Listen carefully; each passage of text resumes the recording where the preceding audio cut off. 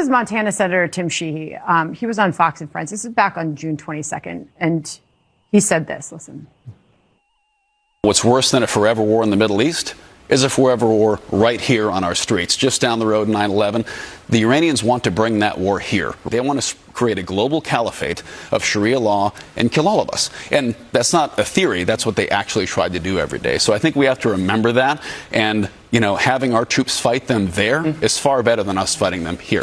Get a thought there. That is almost word for word what they told us when we were sold the war in Iraq. Remember in 2003, they said, if we don't go in, invade Iraq, take down Saddam Hussein, if we're not fighting him there, we're going to wind up fighting him here. And that war in Iraq made America weaker. This war on Iran is making America weaker. Folks at home, look, 6 months ago, at least where I live in Michigan, you didn't have to get up in the morning and worry about the Strait of Hormuz. You didn't have to know where it was. It wasn't affecting your life. Now, folks from my neighbors in Michigan to people coast to coast in this country are paying more for gas, more for diesel, mortgage rates are going up, and of course our tax dollars are going into a war where it's pretty clear even the best case scenario is going to have us worse off than where we were. Because a year ago the Strait of Hormuz was open. Now we're fighting to try to figure out somehow how to get it open again. So back to that scenario you invited me to think about before where you were somehow advising President Trump. I guess the other thing I would say is, like, listen to the intelligence a little more. Listen to the same generals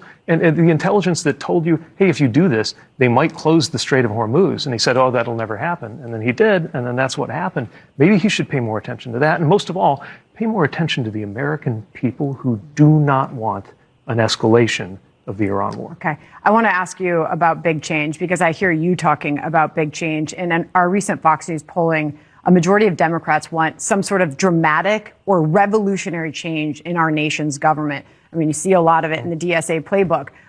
But what would you be looking to do? Are you someone that could lead the country through this sort of revolutionary, dramatic change that many voters say they're seeking? I think we do need dramatic change. And I think not just most Democrats, but most Americans want that. So, look, I'm more moderate on a lot of issues, but I also think we need radical change when it comes to our institutions. Like what? And, well, for example, right now we just allow gerrymandering. We allow so much manipulation of congressional districts that 9 out of 10 House races are decided before the first vote is even cast. And that's in a 50-50 country.